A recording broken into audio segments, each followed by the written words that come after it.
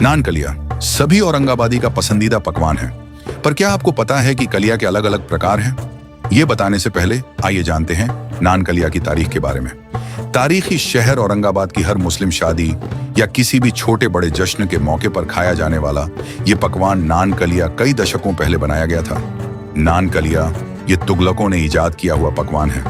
सन 1327 में बादशाह मोहम्मद बिन तुगलक ने अपनी राजधानी दिल्ली से दक्कन के दौलताबाद में मुंतकिल करने का इरादा किया। बादशाह मोहम्मद बिन तुगलक ने अपने हजारों वफादार सैनिकों, अधिकारियों और नागरिकों के साथ दिल्ली से औरंगाबाद का सफर शुरू किया। ये काफिला ज्यादातर पैदल, घोड़ा गाड़ी या घोड़े और हाथियों पर निकला था।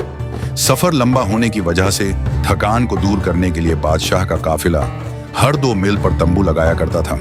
लंबे और मुश्किल सफर से थके हुए सैनिकों को अपनी भूख मिटाने के लिए मांस से बनी कोई चीज खाना जरूरी था। इतने हजारों सैनिकों के लिए एक साथ खाना बनाना बड़ा मुश्किल था। ऐसे में शाही बावर्चियों ने एक तरकीब निकाली और जमीन में गड्ढा खोदकर भट्टियां बनाई, जिसमें से कई नान एक ही बार में पक जाते थे।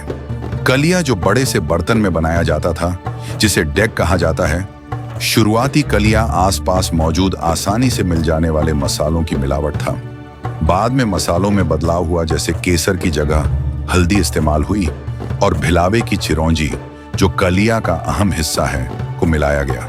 बताया जाता है कि मोहम्मद बिन तुगलक नान खलिया एक अनोखे अंदाज से खाते थे, जिसमें वो नान के छोटे छोटे टुकड़े कर खलिया में डाल देते थे, जिससे कि नान कलिया में मौजूद लजीज खुशबूदार ग्रेवी को सोख लेता था और नान कलिया खाने की लज्जत और भी बढ़ जाती थी।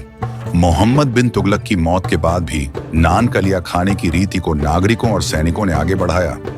इसीलिए नान कलिया को सैनिकों का पकवान या शाही पकवान भी कहा जाता है। कलिया ये पकवान धीरे धीरे पूरे हिंदुस्तान में फैला और जहां जैसे मसाले मिलते थे, वहां के लोग उसे उसी तरह से बनाया करते थे। जैसे अवध में बनाया गया नवाबों का कुंदन कलिया, जिसमें केसर, खसखस और ड्राई फ्रूट्स का इस्तेमाल किया गया।